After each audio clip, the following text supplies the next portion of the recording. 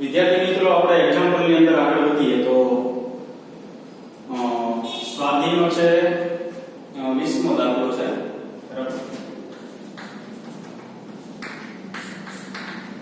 શું છે રકમ જોઈએ આપણા સૂર્યમંડળના નજીકનો તારો 4.29 પ્રકાશ વર્ષ દૂર છે સૂર્યમંડળના નજીકનો સ્ટાર આપેલો છે તારો એ 4.29 પ્રકાશ વર્ષ आपने खबर છે એક લંબાઈની રકમ છે પાર્સેકમાં અંતર કેટલું છે પાર્સેકમાં આપણે આ અંતર મેળવવાનું છે સૂર્ય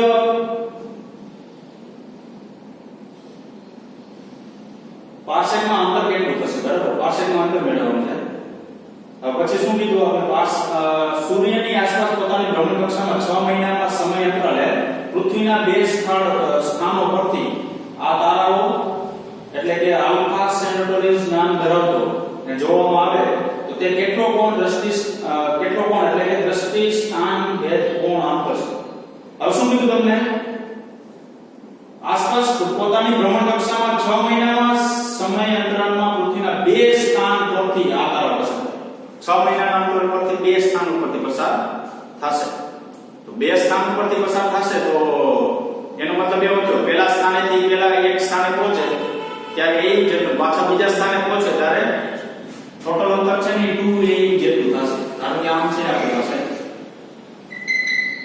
ફરી વખત પાછું જોજો ખાસ શું કીધું પૃથ્વીની સૂર્યની આસપાસ પોતાની ભ્રમણકક્ષામાં 6 મહિનામાં ધારો કે એક સૂર્ય છે એની ભ્રમણકક્ષામાં બરાબર સૂર્ય કેન્દ્રમાં હોય અને આ જે છે એ આપણે શું કીધું આસપાસ ભ્રમણકક્ષા 6 મહિના સમય દરમિયાન પૃથ્વીના બે સ્થાનો પર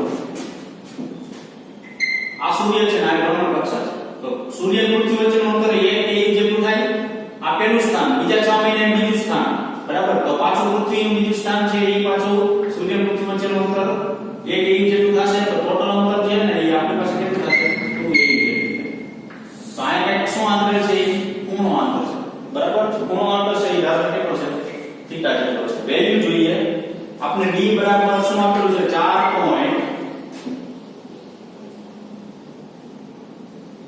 4.29 પ્રકાશ વર્ષ આપેલું છે બરાબર 4.29 પ્રકાશ વર્ષ લાઇટ યર 4.29 ગુણ્યા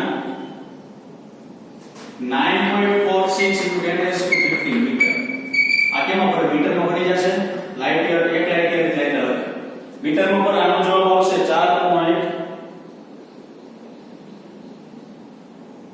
સોરી અત્યારે આપણે જવાબ નથી મેળવ્યો બાકી કેપિટલ D બરાબર આગળ જોઈએ તો પાર્સેકમાં અંતર મેળવવાનું કીધું તો 1 pc બરાબર જો કેટલું લખાય 3.08 into 10 raised to 16 મીટર લખાય તો હવે જો 1 મિનિટ આપણે 1 પાર્સેક બરાબર આવી જાય આ મીટરમાં તો મળી ગયું ને અંતર આપણે પાર્સેકમાં મેળવવાનું છે ચાલો 1 મીટર થયું તો 1 મીટરનો વત્તા કરું તો આ આખી એરિયાના છેદમાં થાય તો 1 ના છેદમાં શું થાય 3.08 into 10 raised to 60 આ કેમ આપણે pc 1 મીટર બરાબર એટલા પાર્સેક લખાય તો આ મીટર છે ને આપણી પાસે 1 મીટર આને ગુણ્યા 1 મીટર લખાય કારણ કે આપણે d છે ની પાર્સેકમાં મેળવવાનું કીધું તો કેપિટલ D બરાબર શું થાય 4.29 ગુણ્યા 9.46 ગુણ્યા 10 ની 15 અને 1 મીટર બરાબર આ 1 મીટર છે જે કે શું લખાય 1 પાર્સેક તો 1 પાર્સેક લખો તો 1 ના છેદમાં 3.08 ગુણ્યા 10 ની કેટલી લખાય 16 કેપિટલ D આપણે અહીં મળશે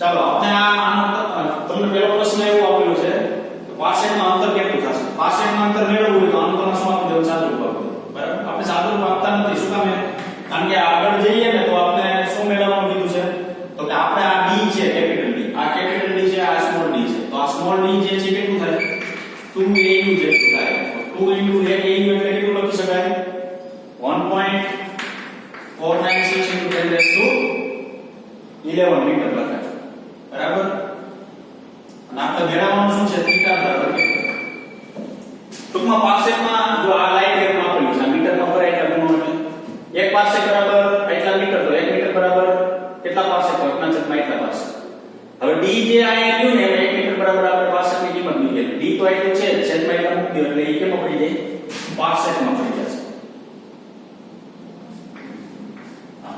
બરાબર તો d જે આપણે પાર્સેકમાં મળી ગયું હવે સ્મોલ d એટલે 2au જેટલું અંતર છે એટલે 2 au એટલે 1.46 આ મીટર અને થીટા આપણે મેળવવાનો છે બરાબર ખૂણો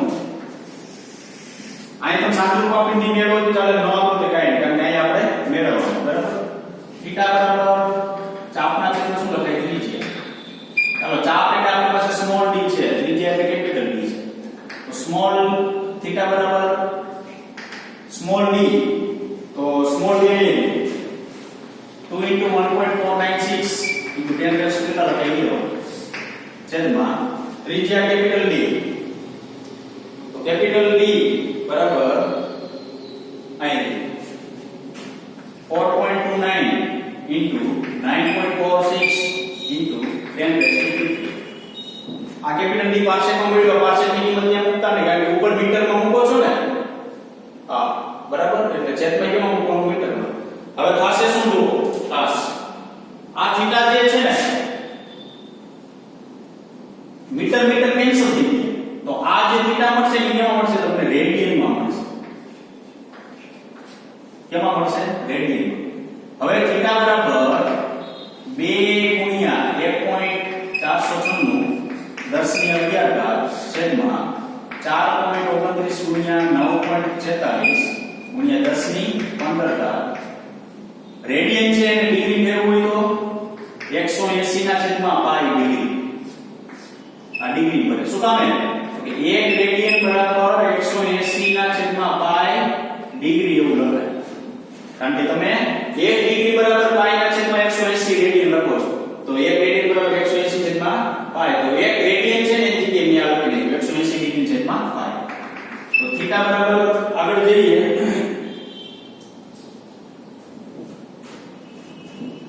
तो 2 into 1.496 into 10 raised to 11 into 180 by 4.29 into 9.46 into 10 raised to 50 pi એટલે 3.14 ડિગ્રી ને મિનિટમાં ફેરવવું છે તો 3600 મિનિટ 1 ડિગ્રી બરાબર તો આ શું થાય મારે ડબલ કડા ઘાત નથી ઘટો આ ડબલ કડા છે 3600 ગુણી દો સેકન્ડ સોરી સેકન્ડમાં ફેરવવું છે એટલે 3600 સેકન્ડ થઈ ગઈ તો થીટા બરાબર મને શું મળશે જો 1.52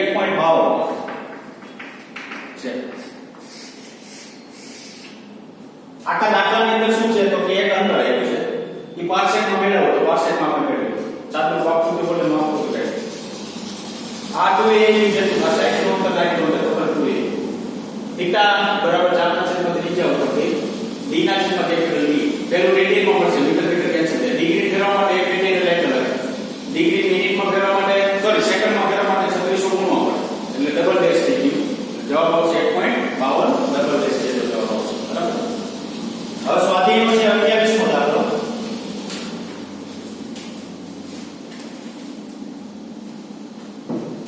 થોડો નવો છે આપણા માટે બરાબર કારણ કે આ ચેપ્ટરની અંદર છે ને મોટા ભાગના દાખલા સાવ નવા છે જે આપણે કે સૂત્ર આવ્યું ન હોય જવા દે બરાબર 12મા ધોરણનું સૂત્ર છે આમાં ન્યુક્લિયસ માપન પર લંબાઈનો અનુકૂળ એકમ ફર્મી છે કોઈ પણ ન્યુક્લિયસનું માપ લેતા હોય ને ન્યુક્લિયસ એટલે શું તો કે કોઈ પણ પરમાણુનું કેન્દ્ર પરમાણુના કેન્દ્રનું જો માપ લેતા હોય ને તો એ ફર્મીમાં હોય છે એક ફર્મી એટલે 10⁻15 મીટર એ તમે આગળ ઓલા ભણી ગયા ન્યુક્લિયસનું પરિમાણ નીચે આપેલ આનુભવિક સમીકરણને અનુસરે છે જે r બરાબર r0 a⁻1/3 છે ત્રીજી આપેલી છે ન્યુક્લિયસની આ સૂત્ર તમારા 12મા ધોરણમાં ન્યુક્લિયસના ચેપ્ટરમાં આવશે બરાબર આ ન્યુક્લિયસની ત્રિજ્યા એ પરમાણુ દળાંક છે પરમાણુ દળાંક તમને ખબર હોય તો z x એ આવું લખાય આ જે તે તત્વો છે રાસાયણિક તત્વો ધારો કે હિલિયમ હોય તો 2He4 આવું લખાય આ પરમાણુ ક્રમાંક છે આ પરમાણુ દળાંક છે આ ભાર જે છે ને કેપિટલ A વડે દર્શાવ્યું છે આપણે બરાબર R0 અચળાંક છે 1.2 ફર્મી જેટલો લગભગ સોડિયમ સોરી 1.2 ફર્મી જેટલો લગભગ છે દર્શાવો કે આ નિયમ સૂચવે છે કે વિભિન્ન ન્યુક્લિયસની દળ ઘનતા લગભગ અચળ છે હંમેશા આપણે જે સાબિત કરશું વિભિન્ન જુદું જુદું જુદા જુદા કોઈ પણ તત્વોનો ન્યુક્લિયસ લેવામાં આવે ને બધાની ઘનતા છે ને કેવી હોય છે અચળ હોય છે બરાબર એવું આપણે ત્યાં સાબિત કરશું પછી શું કીધું સોડિયમ ન્યુક્લિયસ માટે દળની ઘનતાની ગણતરી કરો સોડિયમ ન્યુક્લિયસ માટે દળ ઘનતા આપણે ગોતવાની છે સ્વાધ્યાયનો 2.27 માં મેળવેલ સોડિયમ પરમાણુની દળ ઘનતા સાથે સરખામણી કરો સ્વાધ્યાય 27 માં દાખલામાં આપણે દળ ઘનતા કેટલી મળી હતી તો કે 4.6 × 10⁻³ ગયા લેક્ચરમાં આપણે દાખલો મેળવ્યો તો સ્વાધ્યાય 27 નો બરાબર એમાં તમને છેલ્લે સોડિયમ પરમાણુની દળ ઘનતા એટલી મળી એની સાથે આ જે ઘનતા આપણે મેળવી ને એ શું કરવાની સરખામણી કરવાની સરખામણી કરવી એટલે ગુણો કરવો બરાબર તો પહેલા જોઈએ આપણે આવો આપેલો છે r r0 a⁻1 પછી શું આપેલું છે r0 1.2 fm એ અચળ છે સોરી 1.2 છે 1.2 fm એટલે 1.2 × 10⁻³ કેટલા થાય 15 મીટર આ કર્યું છે મીટરમાં પડી ગયું સોડિયમ ન્યુક્લિયસ નું કદ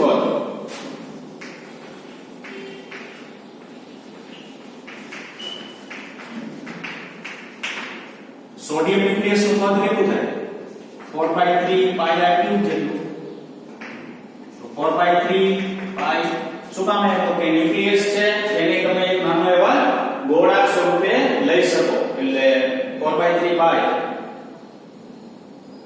r³ છે એટલે r આપણે આપેલું જો r0 a⁻1/3 અને હોલ ક્યુબ ટૂંકમાં સ્મોલ r ને આપણે અહીંયા કિંમત દીધી તો 4/3 પાઈ r0³ કેપિટલ A આ શું મેળવ્યું આપણે કેપિટલ B કદ મેળવ્યું એટલું કદ આપણે પ્રાપ્ત થશે ન્યુક્લિયસ નું દળ સ્મોલ m એ સોડિયમ પરમાણુના પરમાણુ દળાંક જેટલું હોય છે કેપિટલ N બરાબર કેપિટલ A ANU આ શું લખ્યું તમને શું થયું ન્યુક્લિયસ નું દળ ધારો કે કેપિટલ N જેટલું ન્યુક્લિયસ નું દળ છે સોડિયમ પરમાણુના પરમાણુ દળાંક જેટલું હોય છે પરમાણુ દળાંક ને આપણે કીધું ને કેપિટલ A વડે દર્શાવો તો સોડિયમ ન્યુક્લિયસ હોય તો એનું દળ કેટલું લેવાનું એના ભાર જેટલું લેવાનું બરાબર તો ન્યુક્લિયસ નું દળ કોના જેટલું લેવાનું એટલે સોડિયમના ન્યુક્લિયસ નું દળ એ સોડિયમના પરમાણુ દળાંક જેટલું હોય છે m બરાબર કેપિટલ A એટલે એક બતાવો શું છે દળ જ છે બરાબર તો A ઇન્ટુ શું લખાય 1.66 × 10⁻⁻27 આ ANU માપ છે એટલે કિલોગ્રામમાં લખવું હોય તો 1.66 × 10⁻⁻27 કિલોગ્રામ કારણ કે યાદ રાખજો કોઈ પણ ન્યુક્લિયસ હોય Z X M એ એવું લખ્યું તો A ઉપર જે છે એનો દળાંક છે એ દળાંક જે છે ને એ બધા યાદ રાખવાનું કેમાં આવે છે ANU માં એટલે આપણે કિલોગ્રામમાં ફેરવીએ બરાબર તો કિલોગ્રામમાં ફેરવી નાખ્યું તો હવે સોડિયમ ન્યુક્લિયસની ઘનતા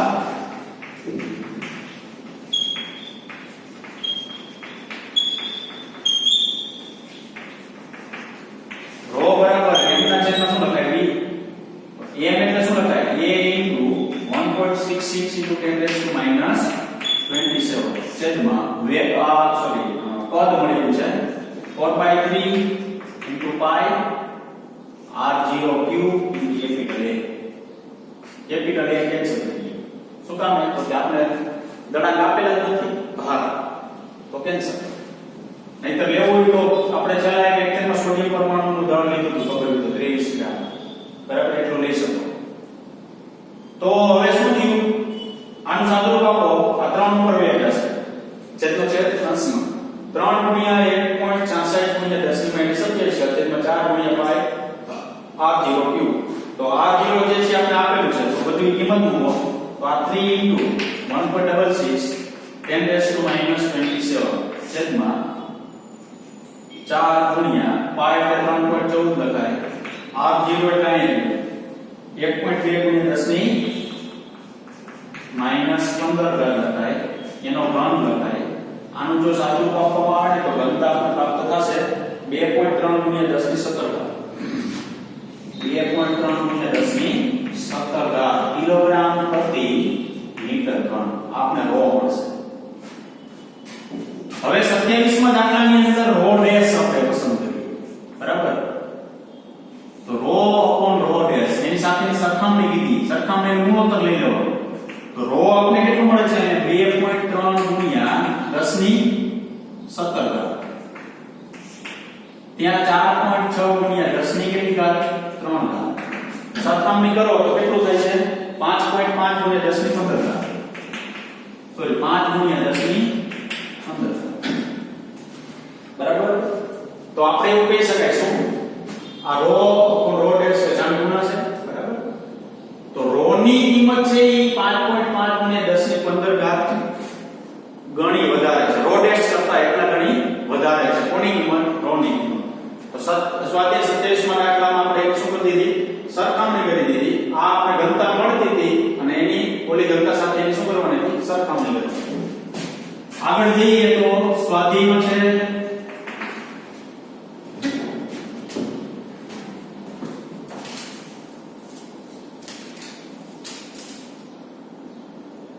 32મો દાખલો.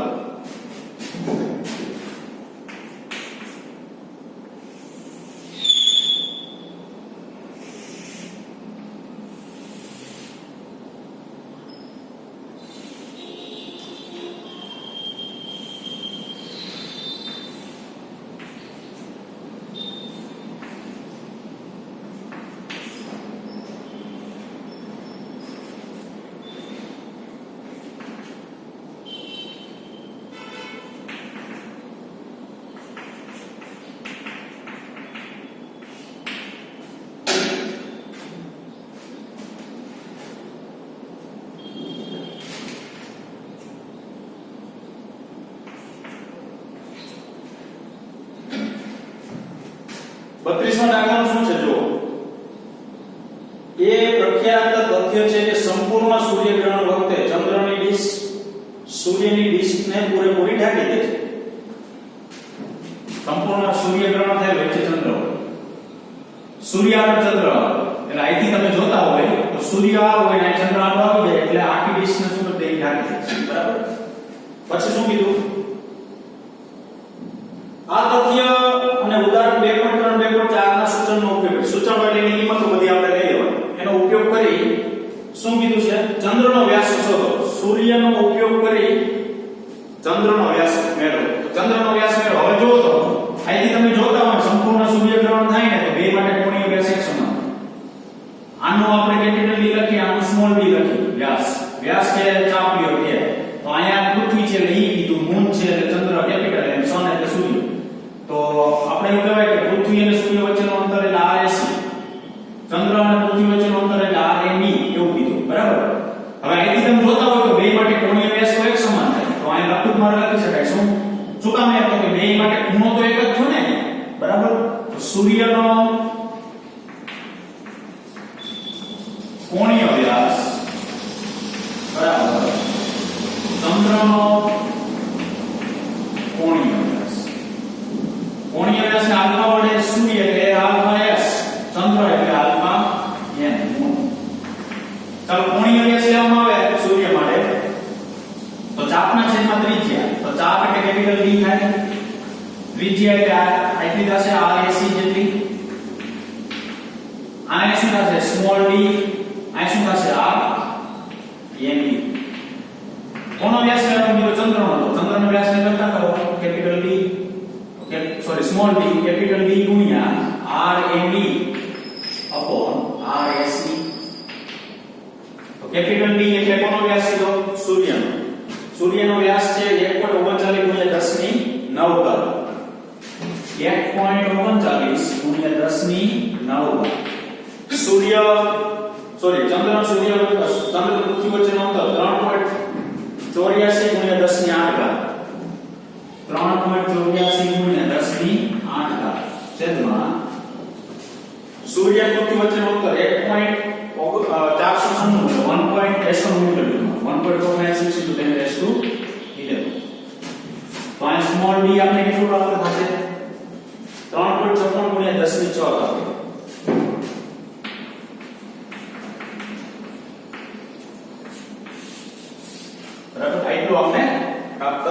મળશે. તો સ્વાધ્યાયનો થયો આ 20મો દાખલો, આ સ્વાધ્યાયનો 28મો દાખલો અને સ્વાધ્યાયનો થયો 32મો દાખલો. બરાબર. તો આપણે 3 દાખલાઓ ગણ્યા. 3 દાખલાની અંદર થોડીક અલગ અલગ રીત આપેલી છે. આમાં પાર્સેકમાં મેળવવાનું હતું, પછી ખૂણો મેળવ્યો.